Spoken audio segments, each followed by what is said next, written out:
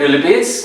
Good morning, Region 10. Maayong buntag, Misamis Oriental. I am Elvijon Magayon Rania. You can call me Teacher EJ. I am your virtual teacher in Discipline and Ideas in Applied Social Sciences. Together, let's explore DIASS.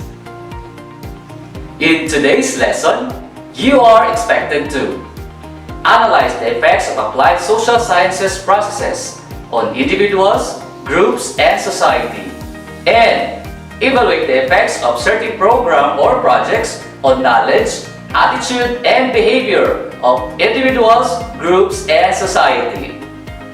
But before we proceed to our lesson, please prepare your heart, your mind, and yourself.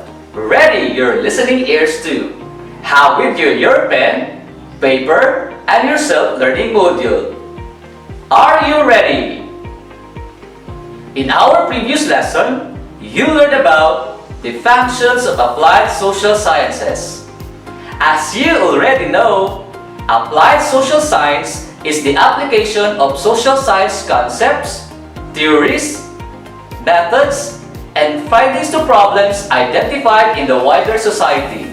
Using this understanding in the segmentation of social science into distinct disciplines gives rise to the concepts of applied social sciences that include counseling, social work, and communication. I hope you remember all that. Thus, we can continue with our new lesson, which is the effects of applied social sciences processes. I have 5 questions prepared for you. I want you to listen very carefully and answer whether the statement is true or false based on your opinion. I will read the statements twice and immediately write your answer in a separate sheet of paper. Number 1. If a father does the household work, he is considered as under the saya. Once again, if a father does the household work, he is considered as under the saya. Number 2.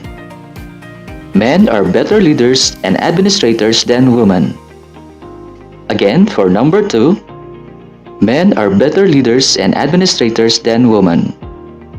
Number 3. It is not proper for a girl to say I love you first to a boy. Again, it is not proper for a girl to say I love you first to a boy. Number 4. The mother should be the only one responsible of child rearing and parenting. Once again, for number 4, the mother should be the only one responsible of child rearing and parenting. And number 5. Men are to the left because women are always right. Number 5. Men are to the left because women are always right. If your answer to the 5 statements are all true, listen carefully to our lesson today as we discuss on the effects of applied social sciences processes, which are self-awareness, attitude and value change, behavioral change, and structural change. Our lesson today would prove that gender has nothing to do with leadership and accountabilities anymore. Let us discuss the first effect of applied social sciences, which is the self-awareness. Self-awareness is about understanding your own needs, desires, feelings, habits, and everything else that makes you tick. The more you know about yourself, the better you are at adapting life changes that suit your needs. Self-awareness is an important step towards self-understanding and self-mastery, and it forms an essential part of intrapersonal and emotional intelligence. It means having the capacity to understand your personality, behaviors, habits, and emotions. It includes being conscious of what you are good at, your strengths, as well as of what you are not good at, or your weaknesses. The second effect of applied social science is attitude and value change. tensions emanating from technological, social, and economic change bring about attitude and value change. With all changes happening, especially in the climate change context, social and cultural values that may not be in support in survival need to give way to those that are life-nurturing. We Filipinos continue to overcome struggles. The bahala na attitude of Filipinos gives a unique ability to accept bad fortune and hardship. Yet, acceptance of what is real does not necessarily mean losing hope or feeling helpless. It is endurance for the harsh life and being grateful for what little light at the end of the tunnel shines on each one.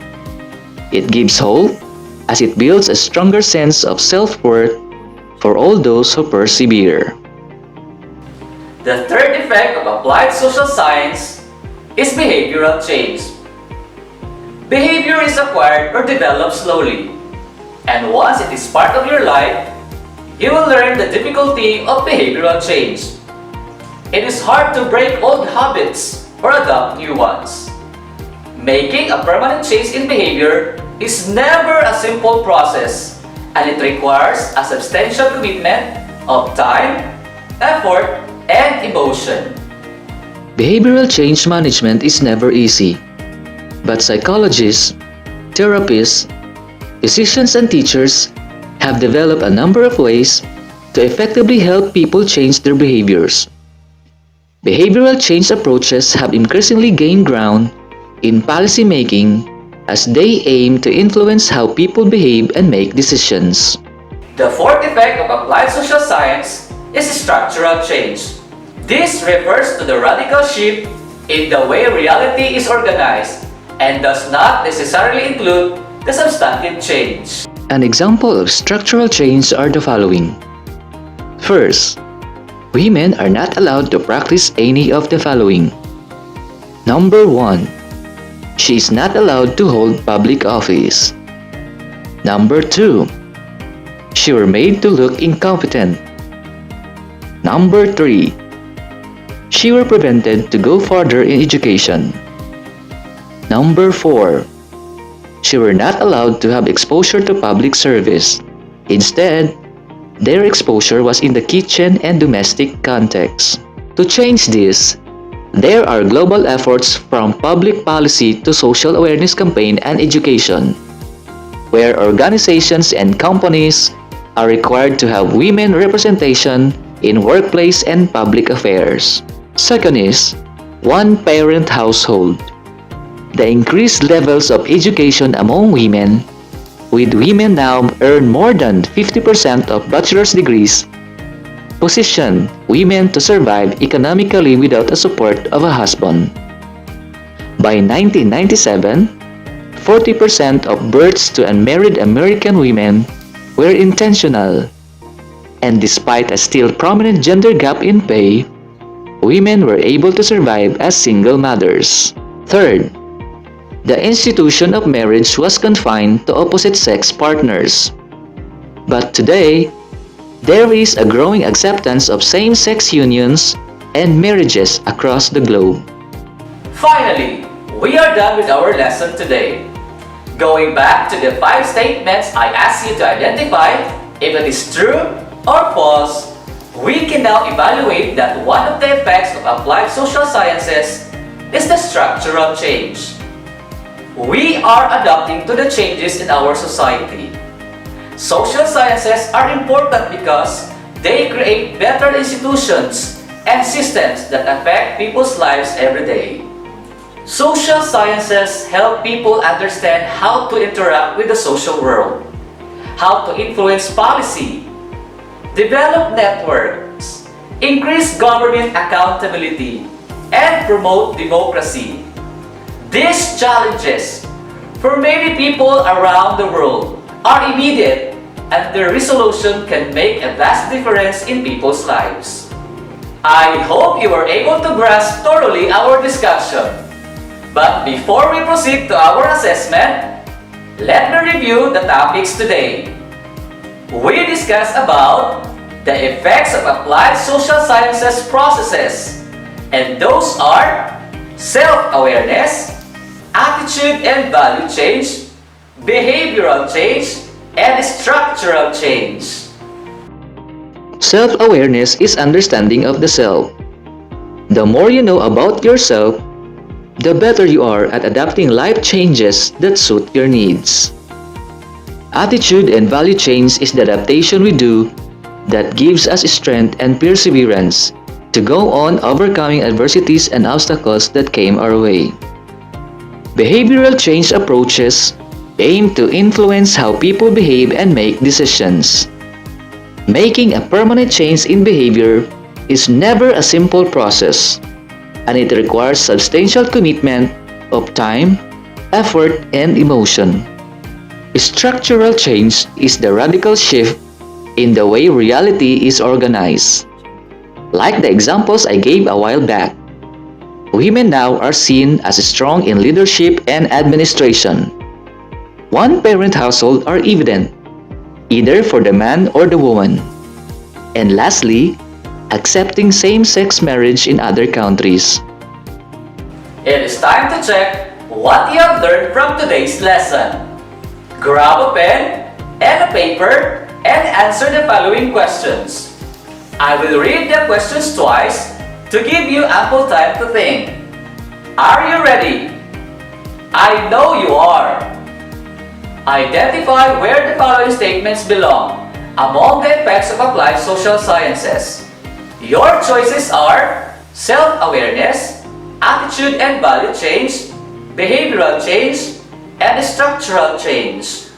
Number 1. Listing of your interests and hobbies. Again for number 1, listing of your interests and hobbies. Number 2. Deciding to enroll in an online class rather than a physical or face-to-face class. Again, deciding to enroll in an online class over a physical or face-to-face class. Number 3. Voting for the right candidate among many during election. Again for number 3. Voting for the right candidate among many during election. Number 4. Your voluntary involvement on women empowerment campaigns. Again, your voluntary involvement on women empowerment campaigns. Time's up! Great job, students! I know you did a great job in your assessment. I will now give you your assignment. Answer the activity from your module on page 6. Explain the effects of applied social sciences processes in one paragraph consisting of at least 5 sentences.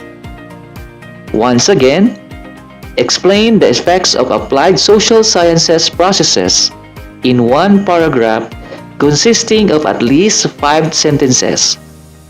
Write your answer on a separate sheet. That's it! We are done for this lesson. Congratulations! Once again, this is Elvi Jun Magalyon Rania, your virtual teacher in Discipline and Ideas in Applied Social Sciences. See you again soon! Bye!